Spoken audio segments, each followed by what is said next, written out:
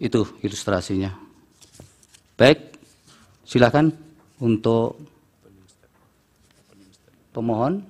Apakah langsung pada pokok atau ada sesuatu dulu yang mau disampaikan sepanjang untuk sebelum pokok tidak lebih dari 5 atau 10 menit? Kami mohon izin untuk lebih dahulu dari prinsipal pemohon langsung menyampaikan. Silakan, Ya, sepanjang waktunya tidak lebih 10 menit. Silakan. Terima kasih Yang Mulia. Di mimbar boleh, Bapak?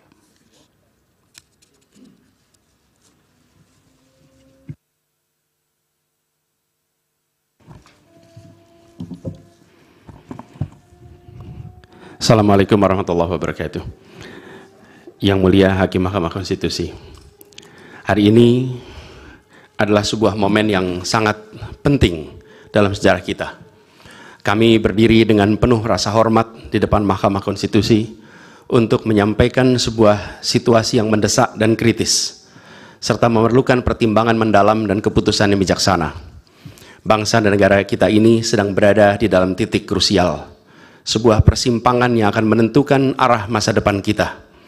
Apakah kita akan melanjutkan perjalanan kita menuju kedewasaan sebagai sebuah negara demokrasi yang matang, ataukah kita akan membiarkan diri tergelincir kembali ke bayang-bayang era sebelum reformasi yang justru kita hendak jauhi.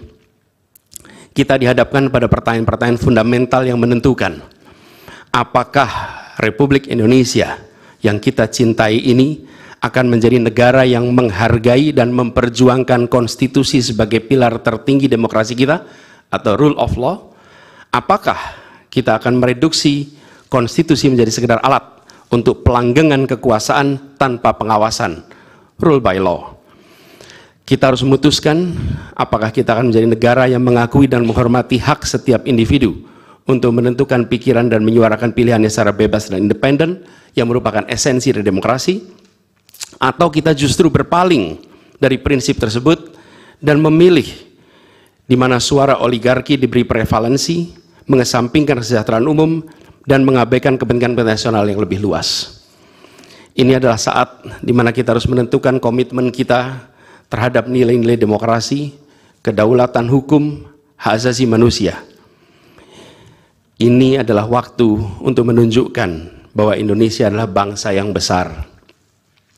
Bangsa yang besar bukan hanya dalam aspek wilayah, bukan hanya aspek populasi, bukan hanya aspek angka-angka ekonomi, tapi juga bangsa yang besar karena kebijaksanaannya, karena keberaniannya, karena integritasnya di dalam menegakkan demokrasi dan konstitusi.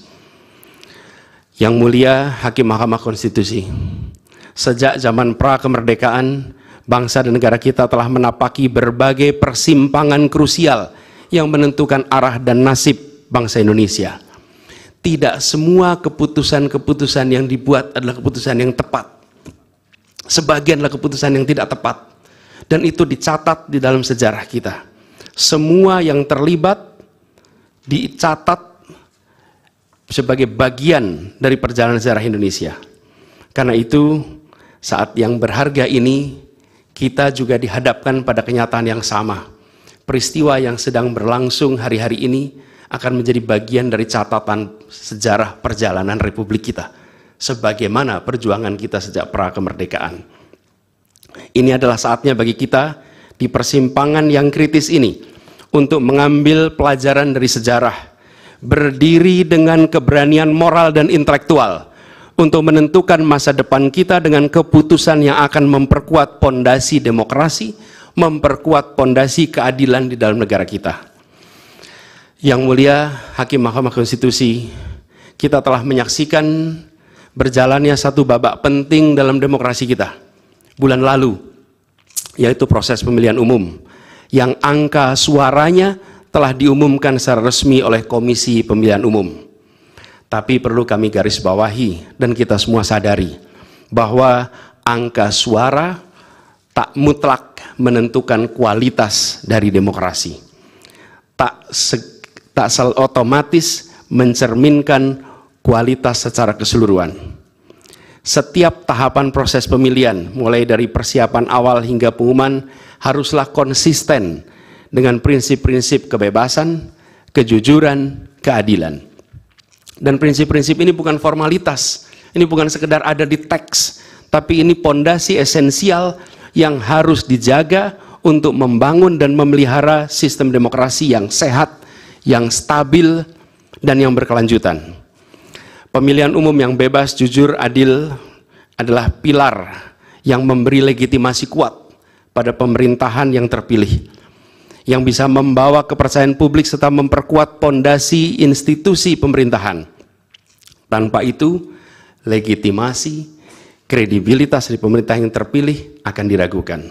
Lebih jauh lagi, pemilihan yang dijalankan secara bebas, secara jujur dan adil adalah sesungguhnya pengakuan atas hak dasar setiap warga negara dalam menentukan arah dan masa depan negara mereka sendiri.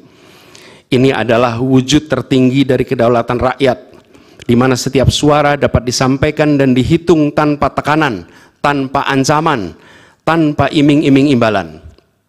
Pertanyaannya, apakah Pilpres 2024 kemarin telah dijalankan secara bebas, jujur, dan adil?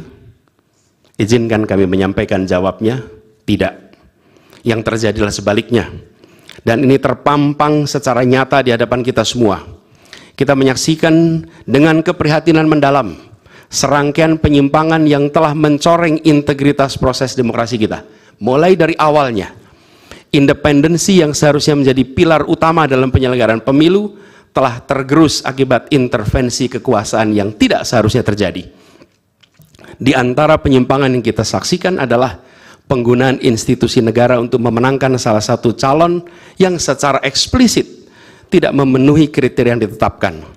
Terdapat pula praktek yang meresahkan, di mana aparat daerah mengalami tekanan, bahkan diberikan imbalan untuk mempengaruhi arah pilihan politik, serta penyalahgunaan bantuan-bantuan dari negara, bantuan sosial yang sejatinya diperuntukkan untuk kesejahteraan rakyat, malah dijadikan sebagai alat transaksional untuk memenangkan salah satu calon. Bahkan intervensi ini sempat merambah hingga pemimpin Mahkamah Konstitusi. Ketika pemimpin Mahkamah Konstitusi yang seharusnya berperan sebagai jenderal benteng pertahanan terakhir menegakkan prinsip-prinsip demokrasi terancam oleh intervensi, maka pondasi negara kita, pondasi demokrasi kita berada dalam bahaya yang nyata. Lebih jauh lagi, skala penyimpangan ini tidak pernah kita lihat sebelumnya, Yang Mulia. Kita pernah menyaksikan penyimpangan seperti ini di skala yang kecil, pilkada, populasi kecil, tapi dalam skala yang amat besar dan lintas sektor baru kali ini kita semua menyaksikan. Karena itulah nanti izinkan kami nanti melalui tim hukum nasional dan Timnas Amin akan menyampaikan seluruh argumen dan bukti-buktinya atas penyimpangan dan pelanggaran kepada Yang Mulia Majelis Hakim Mahkamah Konstitusi ini. Kami, Waktunya 2 menit lagi. Yang Mulia Hakim Mahkamah Konstitusi yang kami hormati, kami muliakan. Apa yang kita saksikan ini bukanlah peristiwa biasa. Ini adalah titik klimaks dari sebuah proses yang panjang. Penggerogotan atas demokrasi, di mana praktek-praktek intervensi dan ketaatan pada tata kelola pemerintahan secara pelan-pelan tergerus. Oleh karena itu, Yang Mulia Hakim Mahkamah Konstitusi, di hadapan Yang Mulia, kini terbentang satu momen paling krusial dalam perjalanan demokrasi kita. Di pundak Yang Mulia terpikul tanggung jawab yang amat besar untuk menentukan arah masa depan demokrasi kita. Apakah kita akan melangkah dalam persimpangan jalan ini menjadi sebuah republik dengan rule of law atau rule by law? Demokrasi yang makin matang atau kemunduran yang sulit untuk diluruskan di tahun-tahun ke depan? Bila kita tidak melakukan koreksi saat ini, maka akan menjadi preseden ke depan di setiap pemilihan di berbagai tingkat. Bila kita tidak melakukan koreksi, maka praktek yang terjadi kemarin akan dianggap sebagai kenormalan dan menjadi kebiasaan, lalu menjadi budaya dan akhirnya menjadi karakter bangsa. Yang mulia Majelis Hakim Mahkamah Konstitusi, dengan rasa hormat dan penuh harap, mohon peristiwa ini jangan dibiarkan melewat tanpa dikoreksi. Rakyat Indonesia menunggu dengan penuh perhatian, dan kami titipkan semua ini kepada Mahkamah Konstitusi yang berani, independen, untuk menegakkan keadilan dengan penuh pertimbangan. Kami mendukung Yang Mulia untuk tidak membiarkan demokrasi ini terkikis oleh kepentingan kekuasaan yang sempit, tidak membiarkan cita-cita reformasi yang telah lama diperjuangkan menjadi sia-sia. Tindakan dan keputusan Mahkamah Konstitusi terkait dengan jadwal pemilihan kepala daerah serentak serta keputusan penghapusan pasal pencemaran nama baik telah memberikan kepada kami harapan bahwa independensi, keberanian, ketegasan dalam menegakkan keadilan hadir kembali di Mahkamah Konstitusi ini.